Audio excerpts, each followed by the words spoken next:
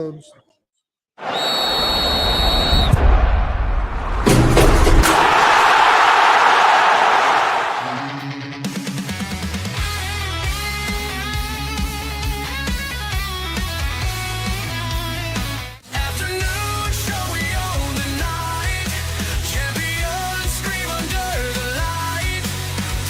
is a great honor for every fan of the Dallas Cowboys.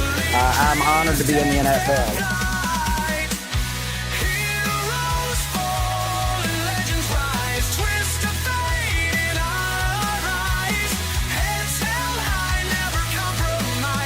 What can I say?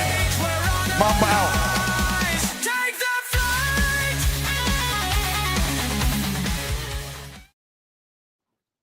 All right, well, what's happening, everybody? Welcome to the Afternoon Show presented by ESEN.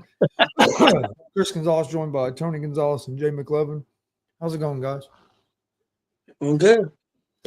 It's going good. The Astros finally snapped that 5-game losing streak. Thank God, because it was getting depressing.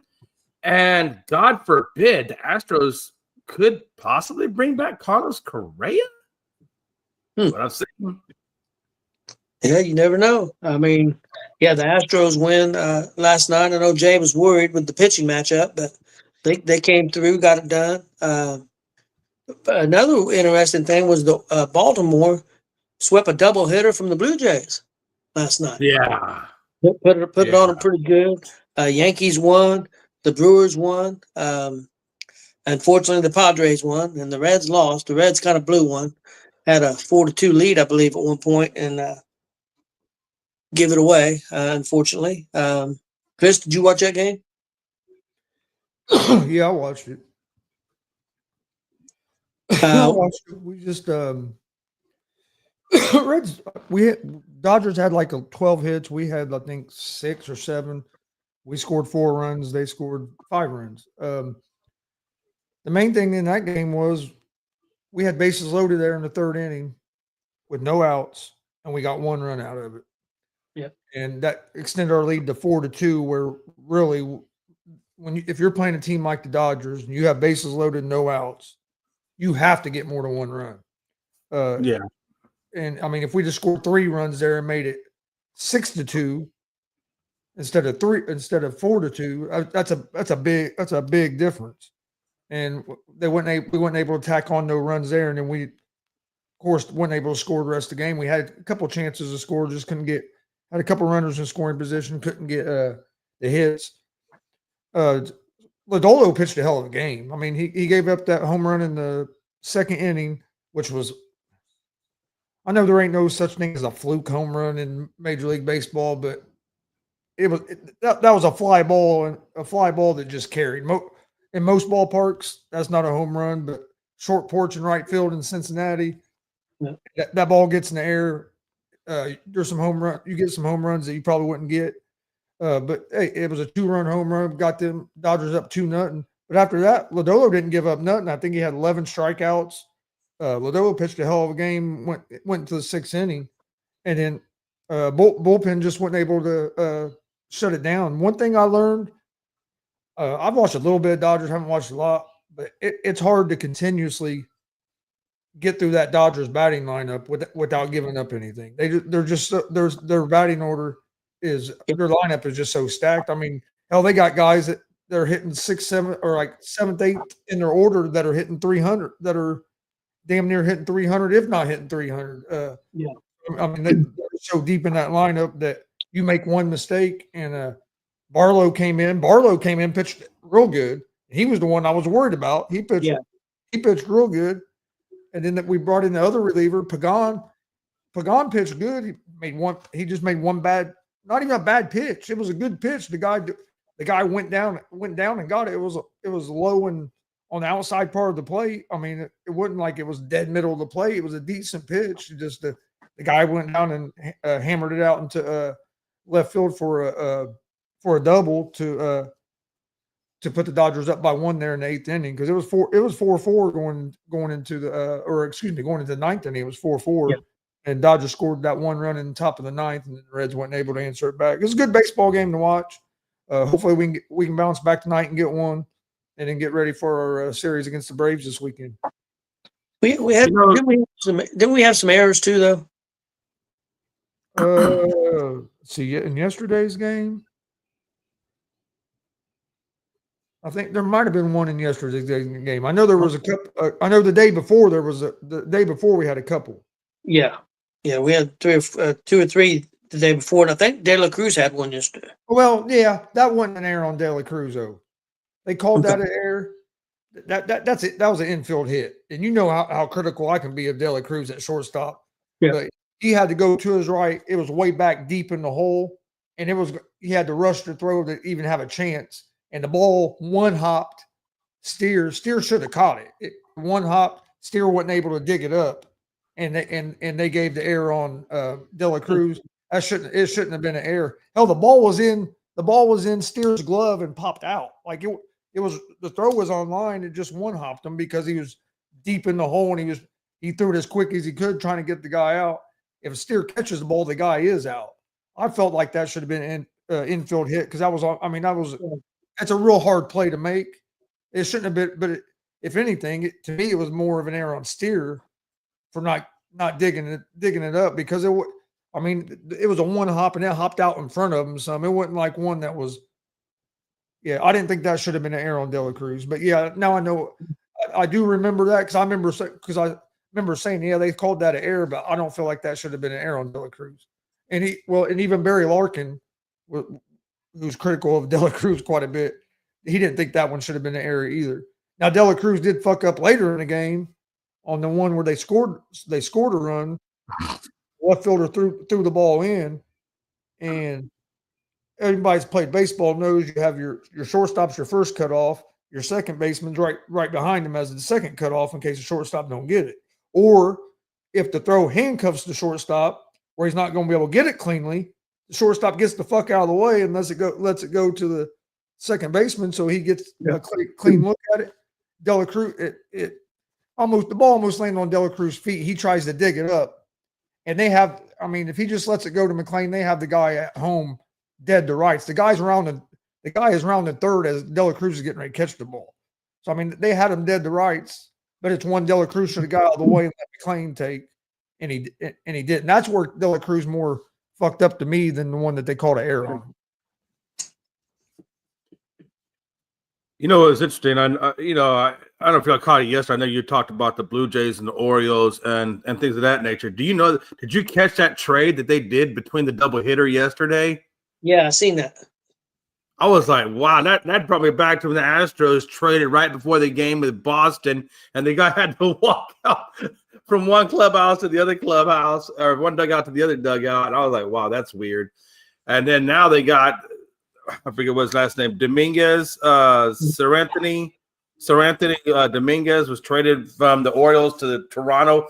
That I don't know if has that ever happened where in a double hitter that happens, because it seems like he would have appeared on both box scores.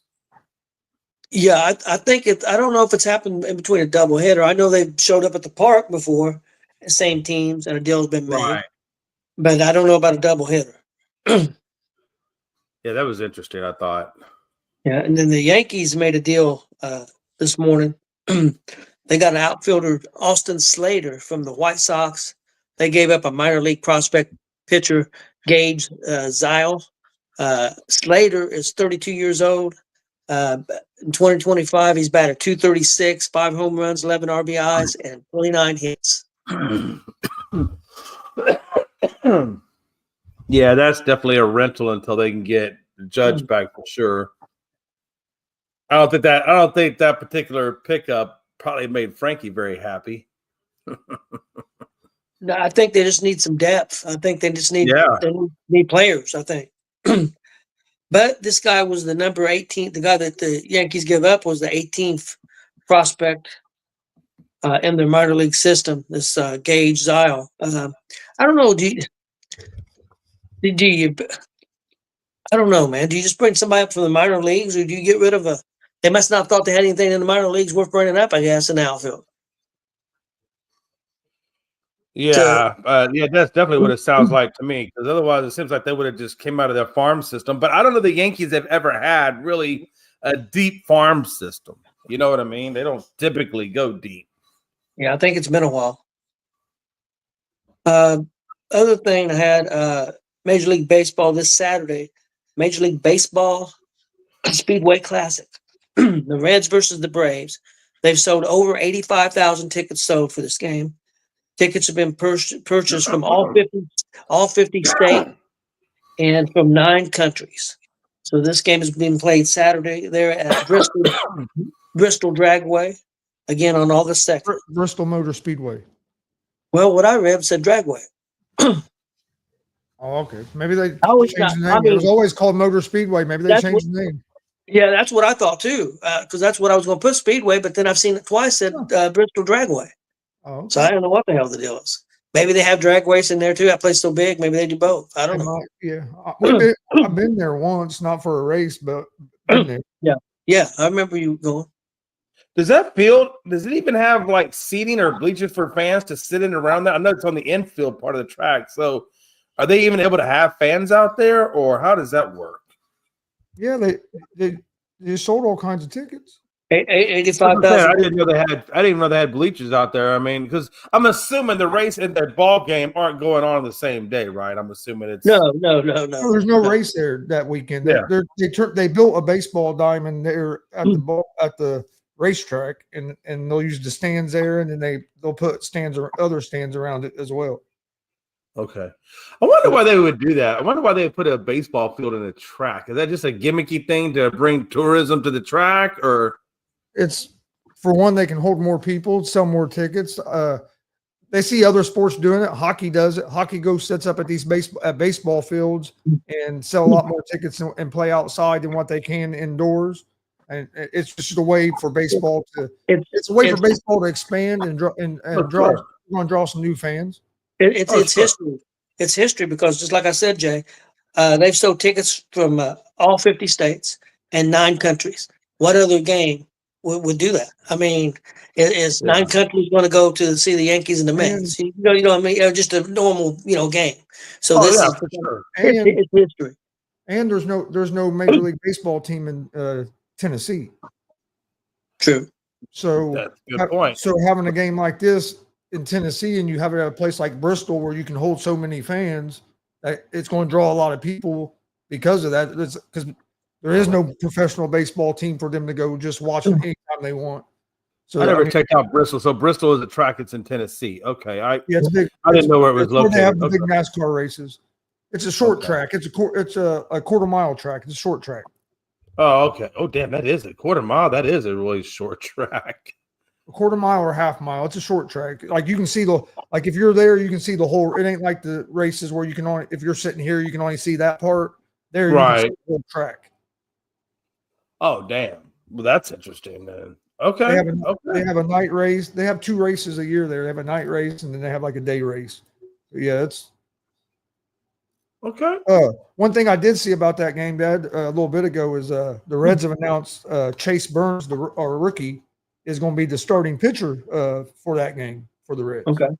The Reds announced that. I saw they announced that this morning that Chase Burns was going to be the starter for that classic. No, I like the idea and I love that they're doing it. The only thing that's kind of sucks for the Reds is that's supposed to be a home game for the Reds.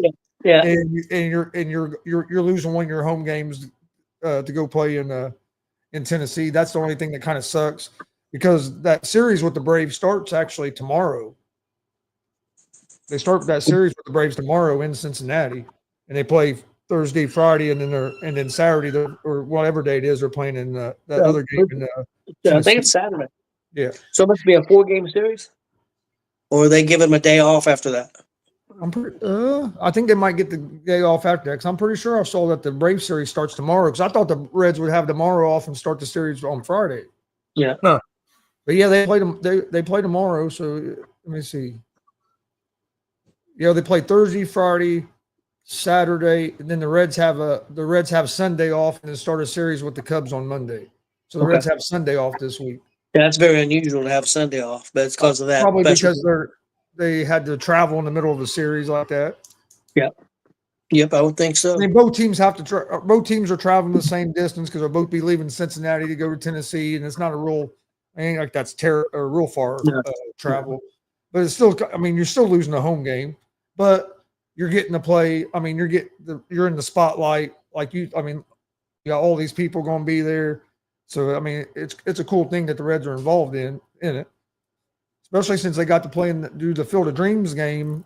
I think last year, or the year before, one of the last years that they done that Field of Dreams game, and now they're getting to do the Bristol. So that's pretty cool for a small market team to get opportunity to participate in a couple of the bigger games like that. Yeah, I agree. Yeah, it should be pretty cool. Is it afternoon game or night game? Saturday, it's a night game, 7:15. I'll be watching. They're playing their day game Friday. That way they can travel. They're playing that 12:40 on Friday. That's unusual. That's a weird. Yeah, they're playing at 12:40 on Friday. That way they can, after the game, they can travel to Tennessee, and then it's a night game on Saturday. I mean, that's not too far. That's not too far of a distance between Cincinnati and Tennessee. I mean, that's probably what 5-6 hours, maybe. Probably if you're going by bus, I would imagine. Probably about an hour flight. Yeah, I was gonna say that's gotta be that's just all a hop and a skip for them. Yeah. But yeah, it is a weird schedule to have a Friday game at noon, and then have to have Sunday off. You never get a Sunday off. It's usually Thursdays most time. Yep. Every now and then a Monday maybe. There's a lot of day games today for a Wednesday. Usually you get a lot of the day games on like Thursdays. There's a lot of day games today. Yeah, I've seen that. The Reds are not one of them, but I've seen that. I imagine the Reds will have Abbott going today, so we need to try to get a win here. No, Martinez is going today. Oh, Martinez is going? Okay, so Abbott's going to start the Braves. I'd say probably tomorrow. It's Martinez against Ohtani. Oh, nice. Nice. And look, how long has Ohtani been back now? He should be back to full pitching status in terms of pitch count and things like that, I would imagine, right? I know he didn't hit the ball. He couldn't hit the ball. I think he struck out 4 times. Well, he went 0 for 5, but he struck out 4 times, and he grounded out the last time. I don't think he's full pitch yet, because the last time I seen, I think he only pitched like 2 or 3 innings. Yeah, I figure he won't. I figure he won't pitch more. He won't pitch more than probably 4 innings is what I figure. 3-4 innings is what I figure is what they'll pitch him tonight. It'll be this, and the Reds need to take advantage of that, because this is going to be almost. I figure it's going to be almost like a bullpen game for the Dodgers, because they only been pitching Ohtani, like you said, 2-3 innings, and the Dodgers bullpen isn't the strongest bullpen. So the Reds got to take advantage of that today. And we need to get a win today so we can not get swept. We haven't been swept yet this year, so. No, we have not. Hey, we've lost 2 close games. I mean, we've lost 2 real close games against the Dodgers. We got to pull one out tonight, and then win this series this weekend against the Braves. Yeah, because we've lost ground to San Diego. We was up with 1 game, and now we're back to 3 in the wild card. So we got to get a win. Anything else on baseball, guys, before we move on? No, I will say this though. I'm because again, to go back, I think to address what Frank was saying, Carlos Correa probably going back to Houston, maybe not. I don't know what's going to happen with that. I mean, I know they're talking to Carlos Correa for sure. I know they're also Dylan Cease now seems to be in the mix for the Astros, talking to as a priority. And then they're also talking to Suarez's team or Arizona about possibly trade for him. So I've heard 3 or 4 different names, honestly, in conversations that the Astros have been in. I'm hoping, and what I would like to see happen is that they pick up 2 bats and a pitcher. If they're able to swing that, I'd like to see them pick up 2 bats and a pitcher. Now we'll see what happens going forward. I think we got a day and a half now left before the trade deadline is over. So almost, yeah, not even quite that. 6 o'clock, so we're with about like 30 hours. But no, not even that. 28 hours. But we started at 2. So we're at a day and 4 hours. Okay. 6 o'clock tomorrow. So you have about 28 hours. It's going to be, I think, a wild ride this next 28 hours to see what happens. Yep. I mean, I got a feeling tomorrow's show, depending on what goes on tonight, even, tomorrow's show could be kind of crazy with trade deadline talk. Yeah, that's what I would think. Ooh, it's going to be a good night. I don't know, man. I know, like Jay, you're saying that you would like to see them get too bad. I think it's going to be, I'm not saying it's impossible. Of course, nothing's impossible. I think it's going to be difficult because there's so many other teams going to be bidding, and to have enough prospects and everything enough to be able to deal to get all three. That could be difficult. But you're right. You're right. And the reason why I say we need two bats is because I don't know what Paredes is going to come back. It certainly sounds like that hamstring injury is a lot more severe than what people thought. I definitely don't know how long Alvarez is going to be back. So that's a third baseman and a left fielder that we really need bats for. So I hope they can fill those two spots. But like you said, Tony, it's going to be a madhouse to see who can get what done. So yeah, I think at this point, I'd be happy even with just one bat and a pitcher. I'd be happy with. Chris, your gut feeling. I've got a gut feeling. We'll see what yours is. Reds make a deal. Do they go out and do something, or do they stay pat? Oh, I think they're going to make a deal. From what I've been reading, they're the front runners right now for Suarez. Wow. Arizona and the Reds really want to get something done, but there's some other teams that are trying to get in there. But from what I was reading earlier today, they still say the Reds are the front runners for Suarez.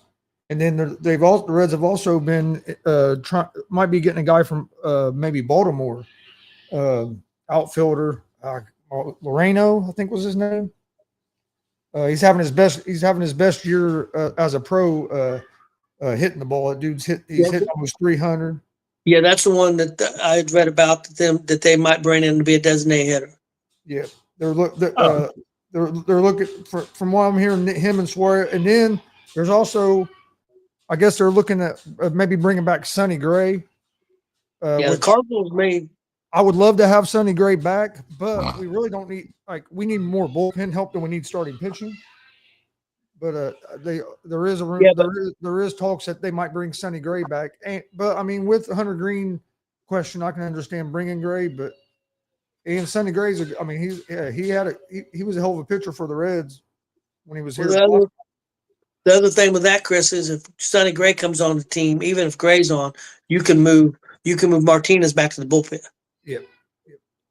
And in the playoffs, you could move Singer into the bullpen, and them four starters that they would have with Gray. Martinez is good out of the bullpen. He's real good. Martinez is real good out of the bullpen.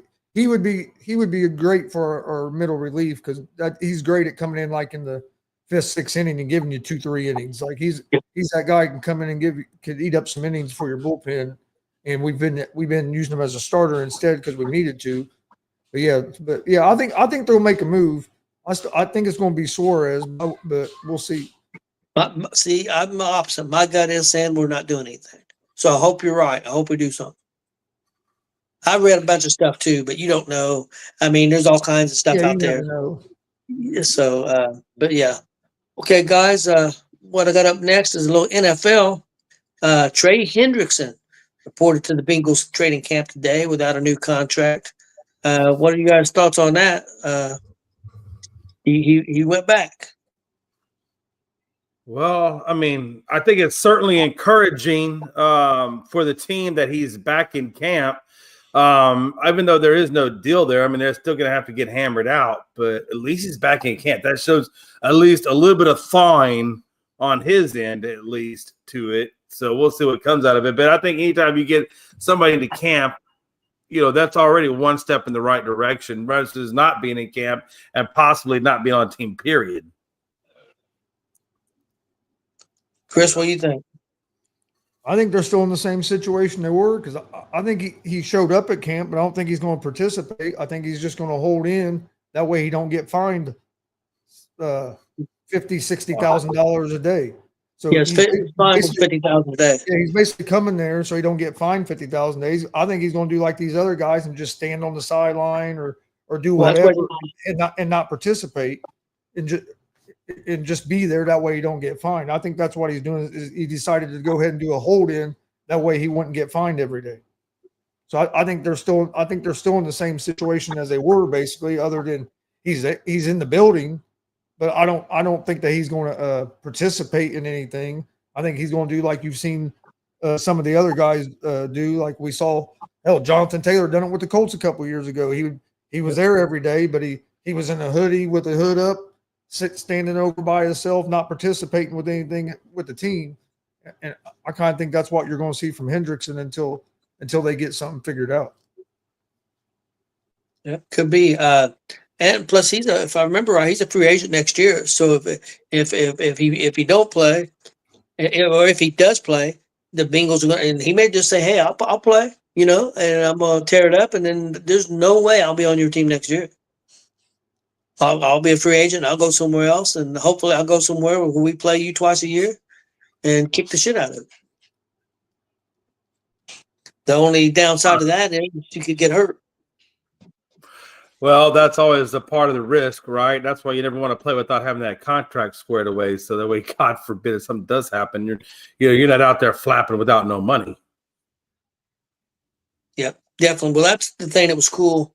The quarterback, I'm forgetting his name, guys. Quarterback Tampa Bay. Oh, you talking about Baker Mayfield? Yeah. Yeah, they redid his contract because he had no guaranteed money this year. So they redid his contract to give him $30 million guaranteed this year. Hell yeah, I wouldn't be playing without no guaranteed money. That would be suicide. Yeah, he didn't have no guaranteed money he was in the second year of a 3-year contract and no guaranteed money. And they redid the contract, Tampa Bay did, which I thought was pretty. And if I remember hearing that right, Tampa Bay or Baker didn't even ask Tampa Bay to do that. Like Tampa Bay done that. They came to Baker and done that. Like Baker wasn't even worried about it. He said, "I signed the contract. I knew what it was." Like he wasn't worried about it. But Tampa Bay went and done that. So that's why how good that organization is. That's a good organization that takes care of their own. I like to see that. I like to see teams taking care of their players. That shows a good. They should, because a lot of people don't think it, but if you look at Baker's stats the last 2 years, by his stats, he's been a top 5 quarterback in the NFL. Yeah. Oh yeah. He's thrown the second most touchdown passes the last two out of anybody the last 2 seasons. His QB ratings in the top 5. Like if you look at his numbers, his yards and everything. You can make a case that he's been a top 5 quarterback in the NFL the last 2 years. Yeah, by that same token, you can make the same case that Baker coming to Tampa, probably that Tampa move was the best move in his career because it is, number one, it is a good organization. Number 2, they do have some good players out there, right? I mean, they have some good wide receivers. So it is a good spot for Baker to be in. And I think he's thriving in that spot. And it's good that Tampa is stepping up and taking care of their players. I think Tampa's luckier to have Baker than Baker was luckier to have Tampa. Oh, for sure. Well, you got to have somebody throw you the ball. You can have all the great wide receivers, but if you can't get them the damn ball, then it don't do you a whole lot of good. Because Baker should never. He should have still been in Cleveland. Cleveland fucked up there, but Baker should still be their starting quarterback, and Cleveland. Yeah, I'm pretty sure Cleveland is kicking themselves getting rid of Baker for Deshaun. I'm pretty sure that they probably could wish they could take that trade back or take that issue back, right? So yeah, they screwed up definitely. You never know what you got until it's gone, and then you see what you got, and you're like, "Damn, I had a good product. I just wasn't doing anything with it." Like Gonzo's saying, I wasn't giving him all the help that he needed. They were doing something with it. Baker took a team that had won 0 games to the fucking playoffs, and they get rid of him. Yeah. I mean, he was doing his job. Yeah. And he was playing hurt too. Dude, he went 11-5 in Cleveland. 11-5. Was Andrew Berry the GM during that time period too, yes. Or did they get a new GM after that happened? No, him and Stefanski. He was still their GM even during that time period. Wow. That I don't understand. That's what I'm saying with Haslam. Like, why would Haslam give him? Haslam made that move. Haslam is the one that made the move for Deshaun Watson. He went for Deshaun. Yeah. Haslam was the one that got rid of Baker for Deshaun. He went over the heads of his GM and his coach and done that. That's the reason that Stefanski and Barry still have jobs right now, is because Haslam ain't going to fire him because he knows it wasn't their fault. He was the one he made that decision, and they didn't want to. If he'd have went with what they wanted to do, who knows where Cleveland would have been right now? Because, like I said, think about it. When was the last time Cleveland was 11-5? Like, Baker Mayfield had him 11-5 and won a playoff game against the Pittsburgh Steelers, and then you ship his ass out of town. Like, Baker was doing what he should do. He played that last year hurt with that hurt shoulder, and then they got rid of him. But he was doing what he was supposed to do. There was no reason to get rid of him. Like, I didn't know. I just don't. It was just do you think because of how bad that Deshaun decision worked out for Haslam, do you think that's why he didn't interfere with Andrew Berry drafting those two quarterbacks? He's like, hey, look, I kind of screwed the pooch already. I'm gonna let my GM handle it from now on. He needs to. I mean, that's why you hire the guy. What's used to having a GM if you're not going to let him do his job? Because I seen an interesting stat when McAfee had Aaron Rodgers on today. I didn't realize this. Chris, you may have. That Aaron Rodgers had a 99, almost 100 quarterback rating on passes over 25 yards last year. Mm-hmm. He had over a 99 passer rating when he threw over 25 yards or more. I think he was number 2 in the league. That was surprising to me. I didn't know that. He's always been good at that deep ball, but yeah, he a lot of people don't realize how he played. He was top 12, 13 quarterback in the NFL last year, especially the second half of the season. He once he got healthy, he was playing. He wasn't playing bad football. Where the Jets fucked up was firing their coach too quick, and their defense got terrible. If their defense could have still been playing at the level they were, they would have been a little bit better than what they were.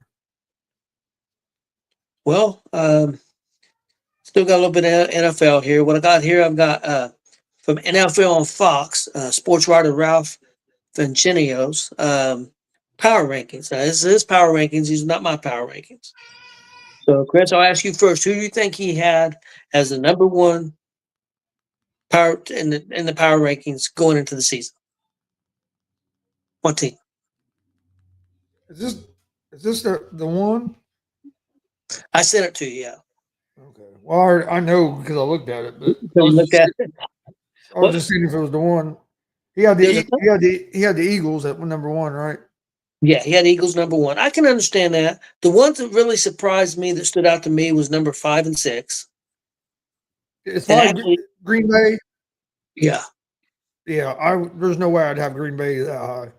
I don't think you can have Pittsburgh at 6. I mean, don't get me wrong. I think Pittsburgh's going to be better, but I don't think you could put Pittsburgh where they were last year over Washington or Detroit, and he's got Cincinnati 8 over Detroit at 9.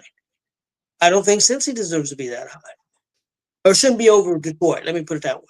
A lot of people think Detroit's going to take a step back because they lost their coordinators. And they could, but I don't think they're going to take that big of a step back. Yeah, I wouldn't have Detroit. I wouldn't have Detroit as low as he had them. I definitely wouldn't have had Green Bay as high. I kind of agree. I probably wouldn't have Pittsburgh as high yet until we see what they are. But yeah, he's got Tampa Bay at 11, the Rams at 12. I think the Rams are going to be good. I'd have the Rams at 5 or 6. I think so too. I mean, I think people forget the Rams was one play away from beating the Eagles in the NFC Championship game last year. It wasn't like the Eagles just steamrolled the Rams. I mean, it could have very easily been the Rams and the Chiefs in the Super Bowl last year. And the Rams got better on offense by getting Devontae Adams. So now you have Adams and Nakua, where last year they had Cup when Cup was hurt a lot. So like I think the Rams are going to be better than they were last year, and they were a good team last year. Yeah, I agree. I think the top 4 is not bad. Philly, Baltimore, Kansas City, Buffalo. I mean, you could make maybe a change here or there, but I don't have a big problem with the top 4. I think they like. I don't know. I think they have the Colts way too low. I thought so too. I was getting ready to ask you about that. The Colts number 29. They got Carolina over the Colts.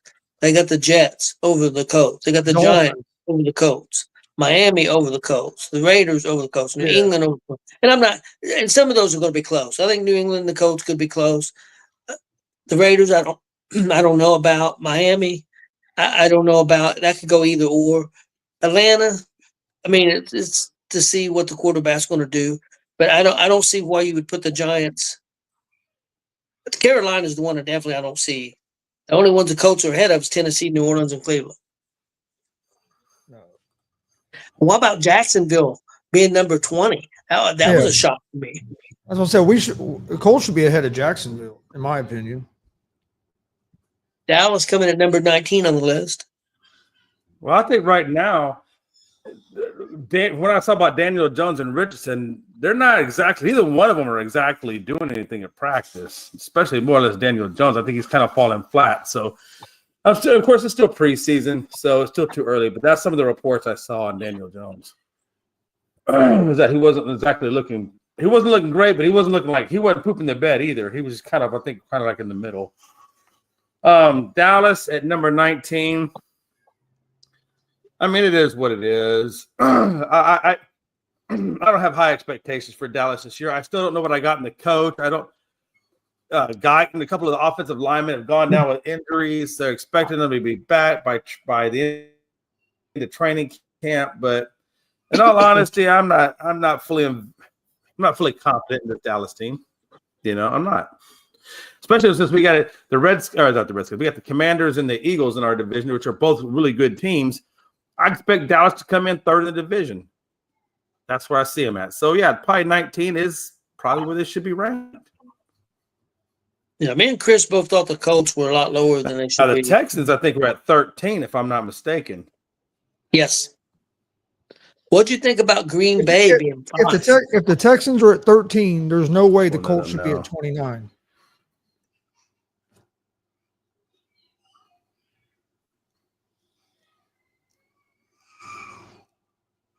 Well, you guys are kind of a shit franchise, so it's probably about accurate. Hey, takes one to know one. Hey, you know what I'm saying? It's been a while. Yeah. I mean, in all honesty, I think they have the Chargers at number 10 ranked extremely high. I think that's a little ridiculous. I think the fact that Detroit is sitting at 9 and Pittsburgh and Green Bay are sitting at 6 and 5 respectively is bullshit. So I actually think that the Lions should be right up underneath the Bills in the number 5 spot, to be honest with you. I think Cincinnati's a little high. I mean, I know they've got a lot of talent. But their defense has been really the Bengals at 8. Yeah, I don't like the Bengals at 8 either, honestly. I think you could take Detroit, you could take Tampa, you could take LA and Houston and probably slide them in there where in that top 8. I'd have the Rams at 5. I'd have the Rams ahead of the Lions. I'd have the Lions right behind. I'd have the Lions at 6 behind the Rams. I wouldn't have Houston that high. Chris, I know you said Detroit lost their coordinators. Did Philadelphia lose any coordinators this time? I don't think so. After winning the Super, I didn't know if it did or not. I thought Chicago was a little 17. I mean, what do you think, Jay? Do you think Chicago should be ahead of Dallas? Like I said, if you're going to put them ahead of Dallas, I can't be mad at it because I don't know what Dallas is. I don't know what the Schottenheimer is going to do as a head coach, because he's never been a head coach before. And certainly the situational awareness on him is that he's not going to do well as their head coach.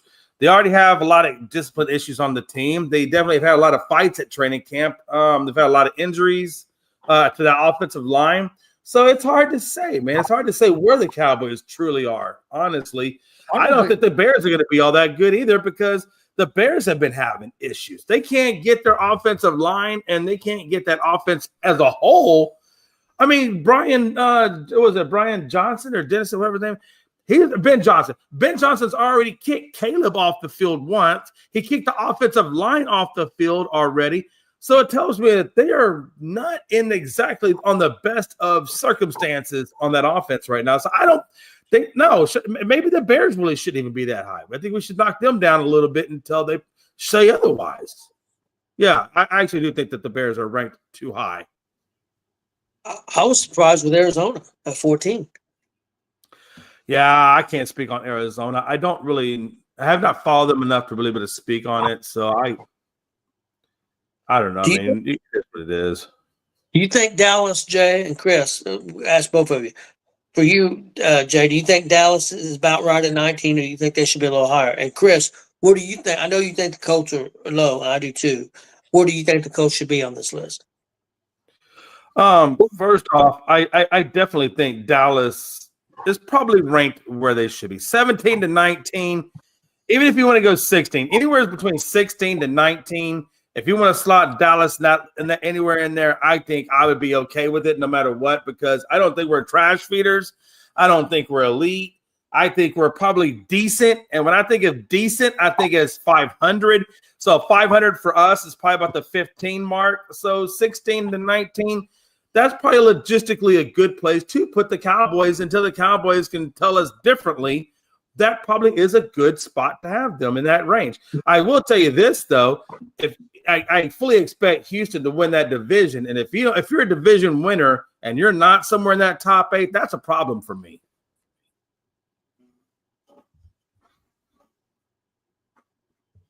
Well, I mean, I understand that, but look at the division Tampa Bay's been in, and at times that division's been really bad. And I don't know if they were a top 8.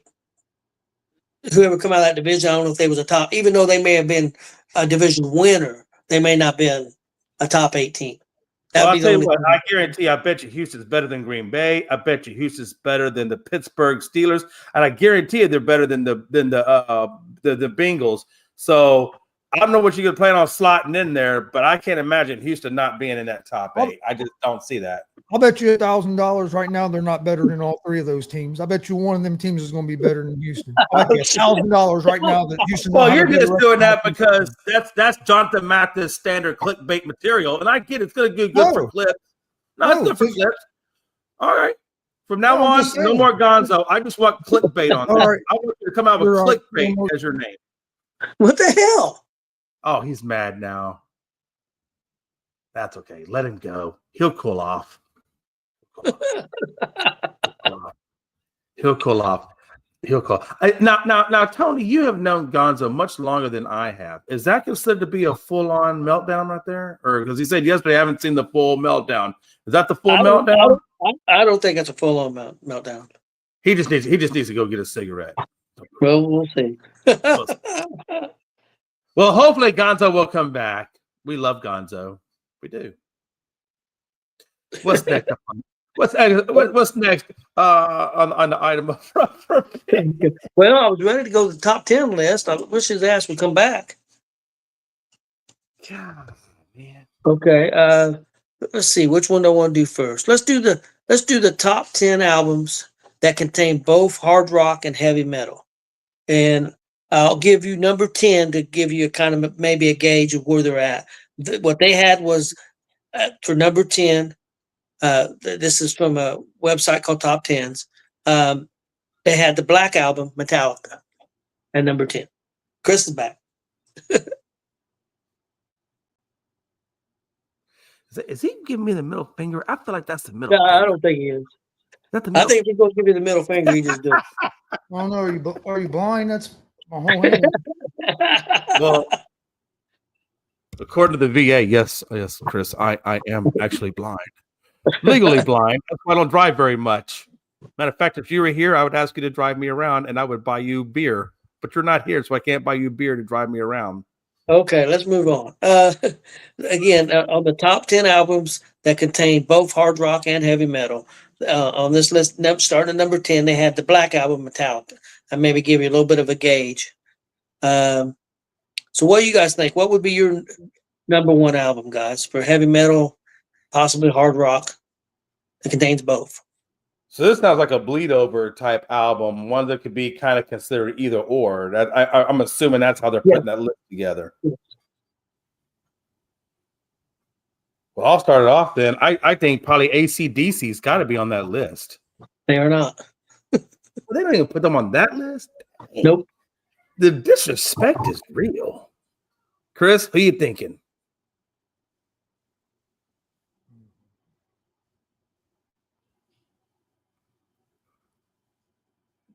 Metallica, Justice for All. Metallica, Justice for All. No, the only Metallica album on there was the Black Album Wow. Okay. on this list. So There's it one almost band- sounds like- I want to give you guys number 6 and see if you guys know who this group is, because I've never heard of them before. The name of the album is called Metal Heart, and the name of the group is called Accept. I've never heard of that. I've never heard of either one of those two. That's kind of weird. That would be. ACCEPT is the name of the group. Pronounce it Accept. Accept, yeah.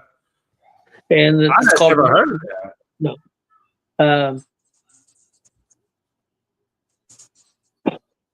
Okay, I'll- so I'll give you another guess. would Guns N' Roses be on that list at that point? They are not on the list. Wow. And real quick, just so you know, I would have had the Colts at probably 14 or 15.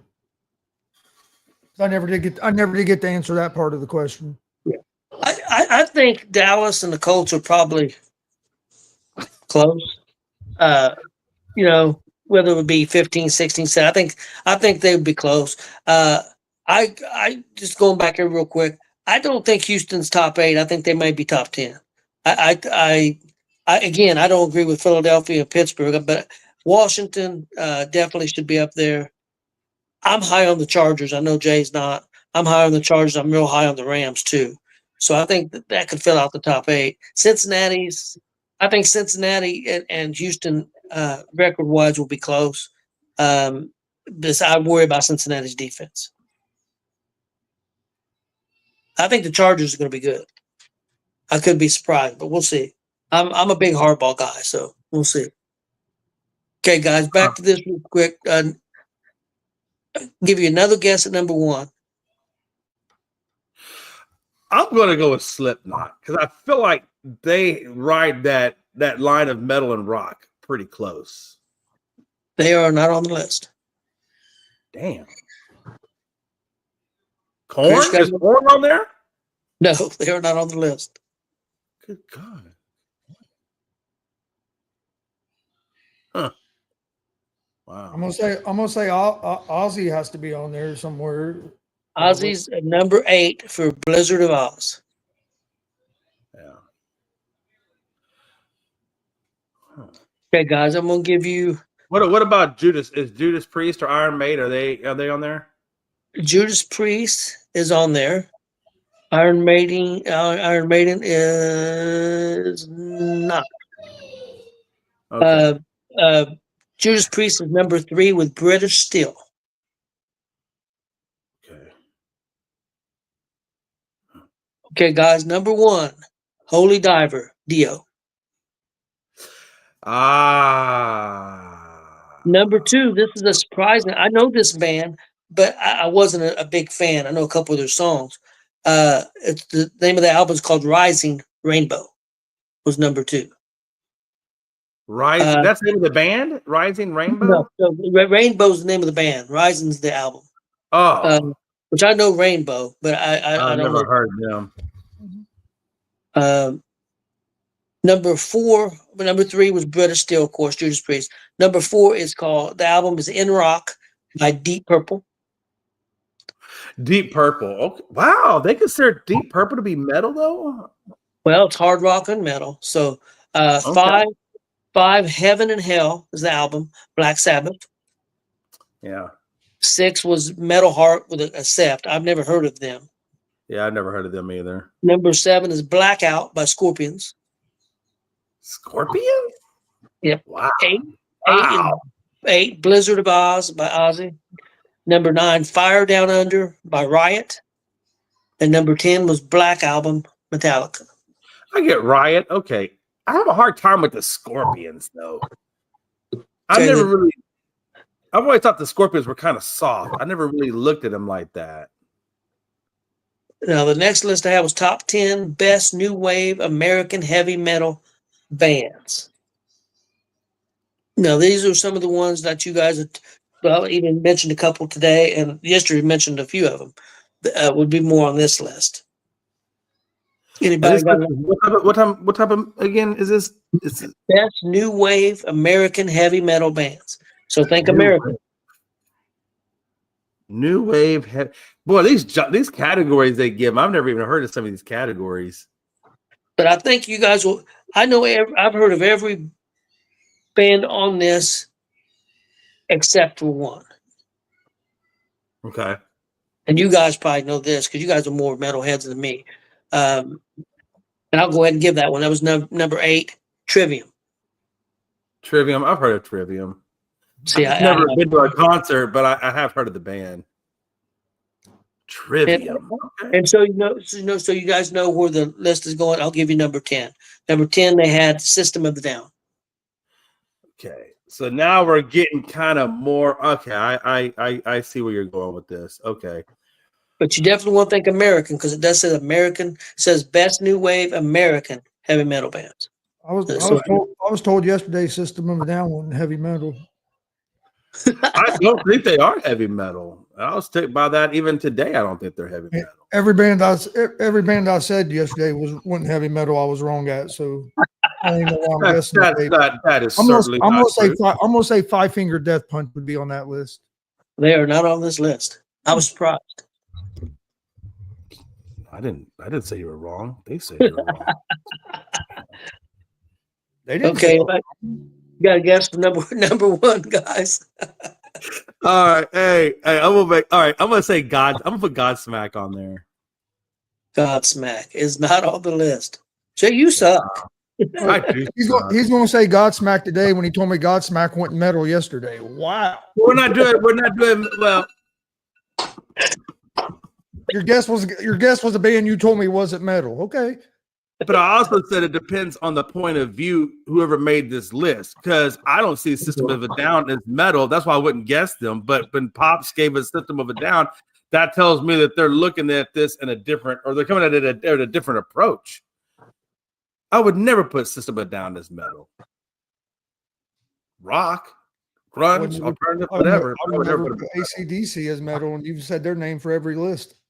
But anyway, Yeah, I don't consider AC/DC metal. I consider them just real hard rock. But I'm not a big metal guy either. Is Korn on the list?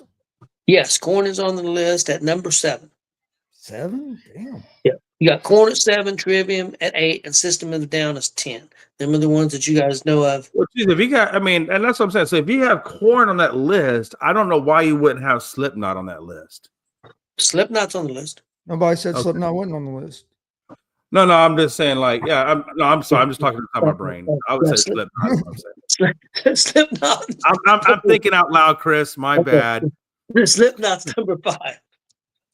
Chris gonna crucify me by the end of this. So you got Slipknot at 5, guys. You got Korn at 7, Trivium at 8, and System of the Down 10. So come on, let's get number 1.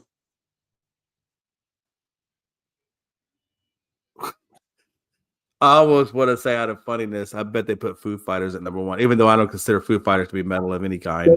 They're not on there. Yeah, I didn't think they would be. I was just curious.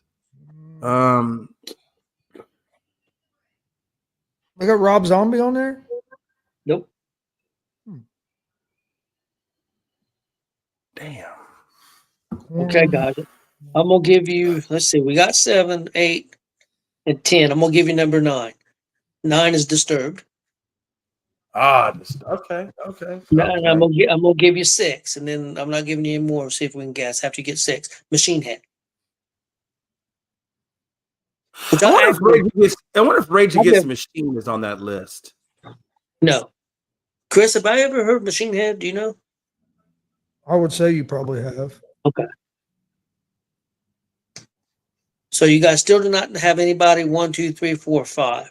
Oh yeah, we do have 5. Is Marilyn? I'm just curious. Is Marilyn Manson on that list? No. Okay. But we don't have 1, 2, 3, or 4, and one of them is definitely somebody that you guys said yesterday, and another one's one of them that we had on one of the lists yesterday's. And I don't know if you guys might have said number 1 yesterday, but I can't remember. Might even said number 4 yesterday. I can't remember that either. Maybe, but I know number 3 was one that you guys said, and number 2 was on one of our things yesterday.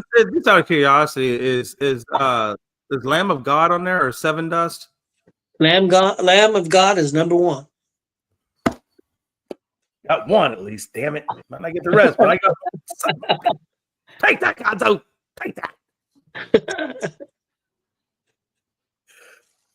I like Lamb of God, but I want to have him number 1. No, I wouldn't have number 1 either, but that was the only one I was thinking of. After we get to number 10, I want to see who you guys' your top 3 would be if you made the list. I'm trying to think of who else. I got 2, 3, and 4. Already said Korn.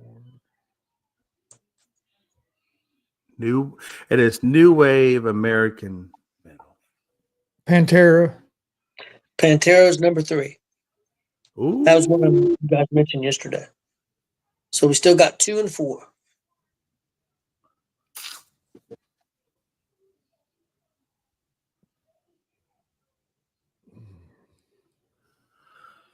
Yeah, I'm stuck on that one because I got some ideas, but I don't think they're gonna fit the mold of that. I'm gonna give you number 4. Number 4 is Mastodon.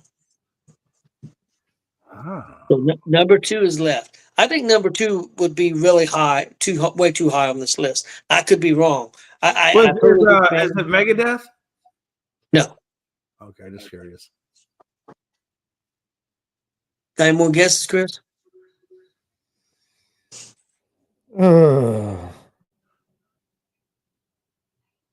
Said this, Drowning Pool. Nope.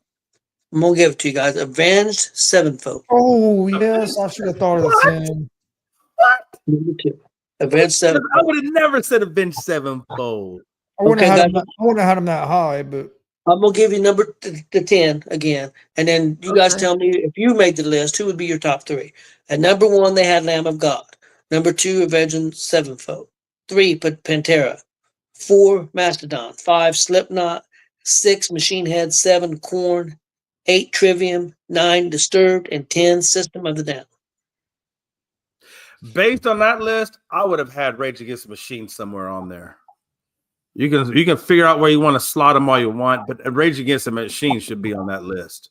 Okay, but who out of this list here though? Who would be your top 3? You have to use this list. Okay, sorry. Out of that list, Korn, Slipknot, and Disturbed would be my top 3 out of that list. Yeah, I can get on that. I can get on board with that. See, I don't know. I know the songs. I don't know the groups that much. I do know Korn. I would have Korn on mine. I would have Slipknot on mine. Right. Probably just because I've heard them quite a bit, I would probably have Pantera there. I don't know if they deserve to be it, but I kind of like Pantera, so I might have them at the 3 spot. I mean, I would have even had System of a Down much higher on that list than where they were. I'd have had Pantera and System of Down would have been probably my 4 and 5 off that list. Yeah, I can get on board with that. Yeah, I can get on board with that. Who would be your number 1 off this list?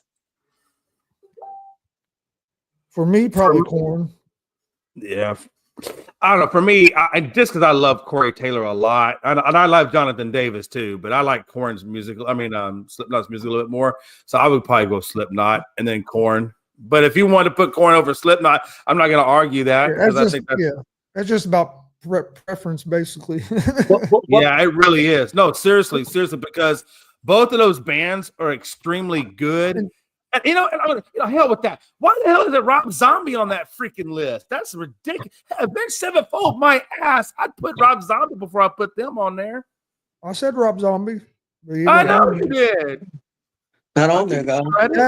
Dad, you know more. You've heard more Disturbed than what you think. I probably have. I just don't know. Land of Confusion is one of them. I mean, but when I get in the car with Chris, there's a station I really like. I like that station that we listen to, and I like 99% of the songs that are played. I just may not know, because a lot of times I ask Chris, "Who's that?" I know the song, I just don't. Is there a band on here that you just say there ain't no way in hell that they should be on this top 10 list in your mind? Yeah, definitely Avenged Sevenfold. I don't think they should be on that list. Jay's not an Avenged Sevenfold fan. I'm not, and look, and I've listened to them. I've been to their concerts, right, when they were opening acts for other bands, and I don't have nothing against Avenged Sevenfold, but on the list that we're talking about with those types of artists and that style of music, I just don't put Avenged Sevenfold in there. I'd probably put Avenged Sevenfold with like a Seether or or something along those lines, Puddle of Mud, whatever. What about for you, Chris?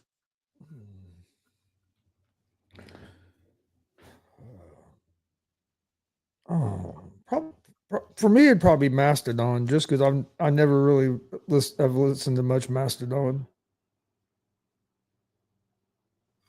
Yeah, I honestly don't listen to much Mastodon myself. So Mastodon was 4 and Avenged Sevenfold was 2. Yeah, but that's like Disturbed. You have Sound of Silence, Down with the Sickness. I know you know that song.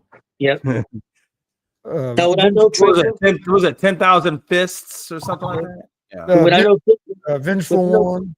Yeah, but I know Trivium. A lot of good ones. Did I know Trivium? I have heard of Trivium. I don't know that I've ever actually listened to them.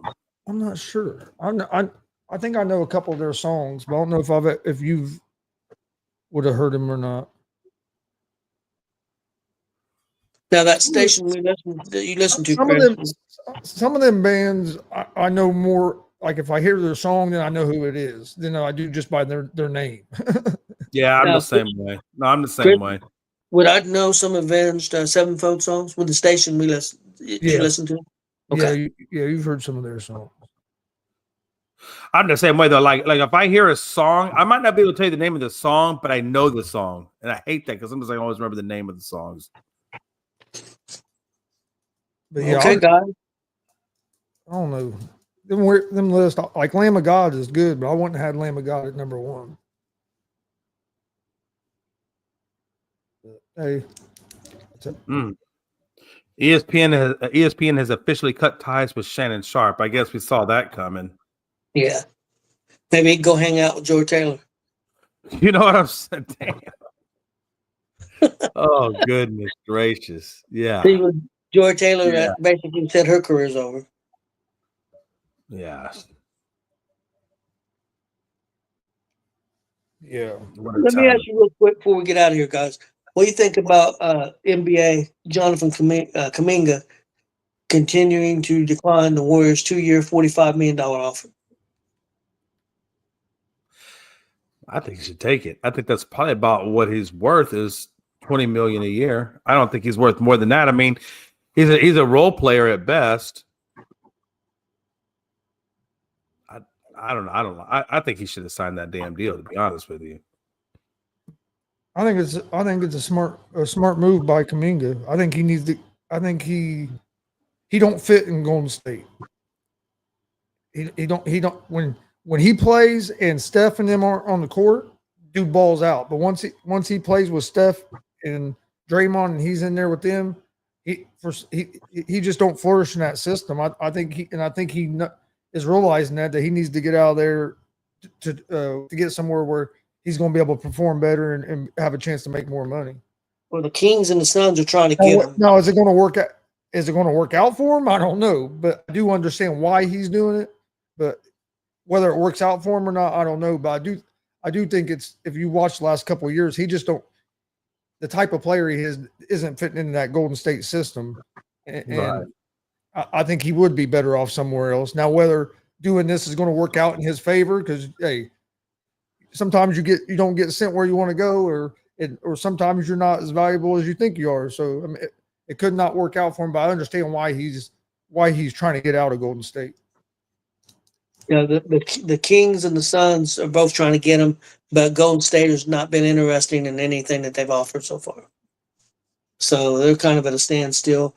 I just seen. Is this the last year of his contract? By the way, is he on the last year of his deal? Might be. I think. I think he's a free agent, but he's not a unrestricted. I think he's a restricted free agent, so he's kind of stuck. Okay. If I remember right. Okay.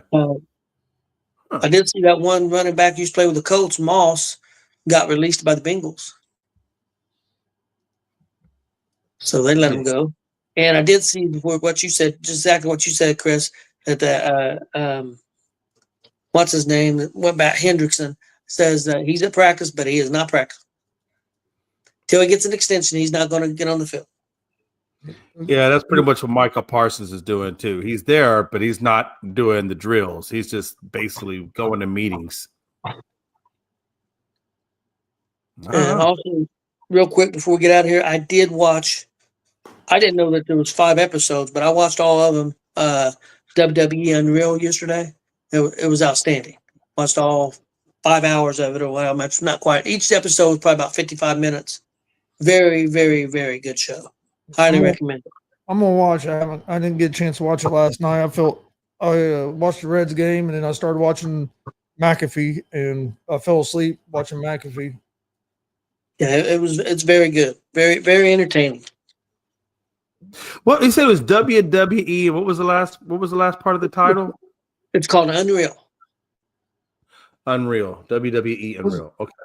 Did you say Aaron Rodgers was on McAfee today since they were in Pittsburgh?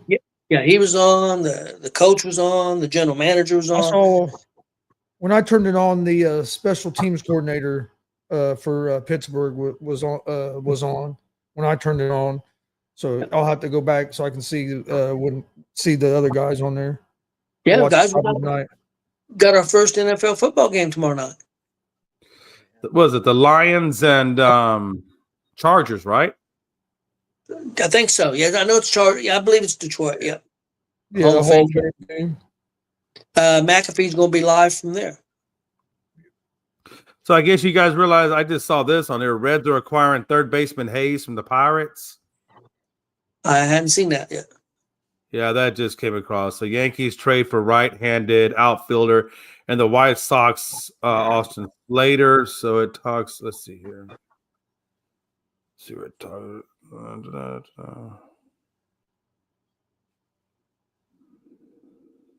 Yeah, that's the Slater one.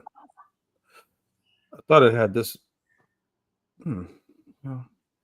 It's on ESPN, but the article is not coming up the way it looks like it's supposed to come up. Oh, there's a tap on them. There we go. Cincinnati Reds are acquiring third baseman Brian Hayes from the Pittsburgh Pirates in exchange for reliever Taylor Rogers and prospect Sammy Stafura. Sources told ESPN's Jeff Passan on Wednesday.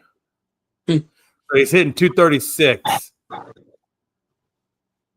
And I guess you guys got him until 2029. He's batting 236, 2 home runs, and 369 at bats for Pittsburgh.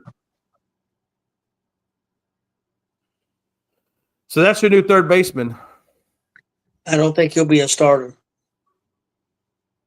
Who's your current third baseman? Most time I think it's Marte, isn't it, Chris? Or we've played all kinds of people. We played Espinal there. Espinal's been our most consistent. He's been the best at third. He's best defensively for sure.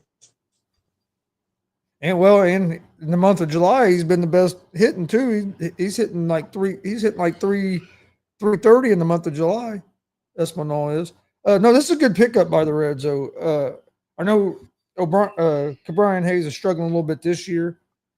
But he had a little bit of injuries where you go back to last year, he had a good year for the Pirates. He's only 28 years old, and he's a great defensively at third base as well.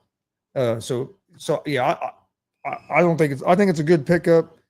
I don't know if they're done picking up, but I do think it's a good pickup because, for one, we needed a defensive third baseman. We need somebody, and if I remember right, I think we watched Brian Hayes play in Indianapolis. Probably did. That's where the farm club is. I'm sure we probably did. I'm pretty sure we watched him play a few years ago. But he's young. Like I said, he's a real good third baseman. I think his bat as he gets healthy is going to come back around because, like I said, he's usually a pretty good hitter. I think last year he was hitting like 270, 280. So I mean that's a lot better than 236. So yeah.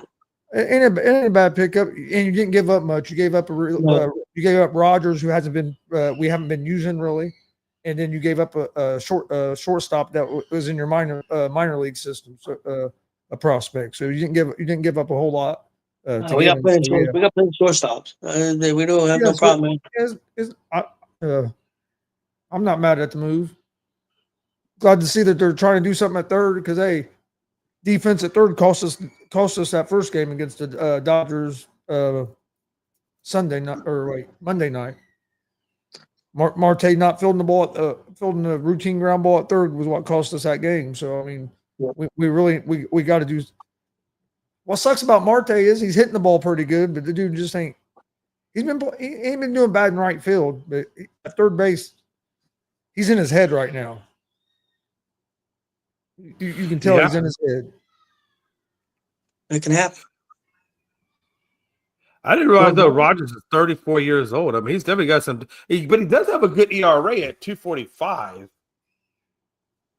But he's also up for contract, so I don't know that. I think it's a good move on your part. You gave up basically an aging pitcher, and also you gave up a double-A prospect. So yeah, you really didn't give up too much to bring him over. And if I remember right, Rogers had been injured some this year because he ain't pitched a whole lot, quite a bit for us, and then he was kind of gone. He's not a bad relief pitcher. But I think he's appeared in 40 games for the Reds this year. Yeah, so we're probably 60-something games into the season, more than that, maybe even. We're probably 90 games, aren't we? We're getting close to 100. I'm about to say, we're probably getting close to 100. So yeah, he's been there for maybe a quarter of the year or a quarter of the games. Yeah. And I don't think he's pitched a lot lately. I was going to say he hasn't pitched much lately. A lot of that was earlier in the year. Yeah. So you guys really didn't have to do too much to bring him over. I think that actually is a good trade for you guys, especially since you don't have a solid third baseman. Hopefully, maybe that'll give some more stability to your lineup. And that's what I know. Like Frankie was upset with getting McMahon. McMahon's a pretty good player. I know he hadn't been that great this year, but like I said before, when you're playing on such a team that's going to be lucky to win 30 games this year, I'm not taking up for the guy. It's going to be a little tough. Well, and see that, and that could be same thing that could work in Hayes' advantage too, is getting out of Pittsburgh, where a lot of people just go to Pittsburgh to kind of die, for lack of a better word. So I mean, so you know what I mean. Sometimes just getting a fresh scenery can get you going as well. So you never know. I'll tell you what's crazy to me. Since we're talking about changing the sceneries, I remember when Abreu came to the Astros. That guy was like National League MVP, and then he comes to the Astros and literally gets designated for assignment, and then basically released out of baseball through the minor league system. I mean, and then we go grab Christian Walker from the Diamondbacks, thinking he's going to do good at first base for us, and he's barely scratching 200. Well, look what happened with I don't know. It's weird. Look what happened with Freddie Freeman when he first left Atlanta. Yeah, first got to the Dodgers. He was struggling, hated it, and everything. Yeah. It took him a season before he was back to the Freddie Freeman that you saw with the Braves. So it can go the opposite way sometimes as well. Sometimes the change of scenery helps you, and then sometimes, like with Freeman, he loved Atlanta. He didn't. I don't think he really wanted to leave, but he also couldn't turn down the money that the Dodgers was offering him. So. Yeah, Joe. We talked about this earlier in the show today about Carlos Correa. I got mixed emotions on the guy. I do like Carlos Correa, but he is very injury prone. And I don't know if I want to take on another injury case because that's currently what I'm trying to trade out of is injury cases. So, Joe, I don't know, man. I don't know if this is a good move for us to try to do because why would you want to bring on another injury issue? That's the only downside to him. God, what a time to be alive. Chris, how you feeling over there? You good? Look at me, Chris. Look at me. I'm sorry. I didn't mean to offend you. But in respect, though, I had made a side note off of my original comment about that situation. And so we never got to you because I had made a side note before we were going to go to you. So I didn't want to let you think I skipped over you. I didn't skip over you. You just left. You left my prom date. It don't matter if you skip me or not, because about every time I've tried to talk, you're talking. So it really don't matter if you skip me or not. That's what Melanie said to me. I mean, hell, I was in the middle of a sentence and you interrupted me to answer Joe's question. Like I was literally in the middle of a sentence. So you can't say I paused. I was in the middle of a sentence and you said, "Hey Joe, we talked about Carlos Correa a little bit ago." I was in the middle of a fucking sentence. Didn't get to finish the sentence. Wait a minute. Now, listen. I remember Pops saying, "Hey, guys, we're almost out. Is there anything else you have?" And that's when I said that. I didn't realize you were in the sentence. Yeah, no, I'm talking about this was after that. We've talked for 10 minutes. Yeah, we talked 10 minutes after that. Just now, when you put up, where Joe said, "Hey, Jay, did you hear about Astros trying to get Carlos Correa?" And you said, "Yeah, Joe, we talked about that a little bit earlier." I was in the middle of dead sentence. What was I or was I not? All right. He was. I'm man enough to admit my apologies. All right. Okay. Joe, it's all your fault. Fucking Joe. I feel like we need counseling. Chris, can we go get counseling? I got a great therapist. She does telehealth. We can do this all over the phone. I think me and you need to go get counseling. I think we can work out our relationship. We just need to get some counseling. I don't need no fucking counseling. I think we need to ban off. I think we need to ban all Italians from being on the show. I'm teasing. Yeah, that's the funny shit. That's the funny shit. I'm just kidding. Joe, don't take that seriously. We love you, Joe. He was just playing. No, I love Joe. I'm just teasing. Poor Joe. Joe's had a rough week, man. Joe's had a rough week, man. We gotta keep him happy, man. He was getting picked on at the coach show. I had to step up and put a kibosh on it. So, me and Joe, we've been kicked around a little bit this week. We've been kicked around a little bit this week, but it's okay. You probably deserve it. Joe don't deserve it. Nah, Joe don't deserve it.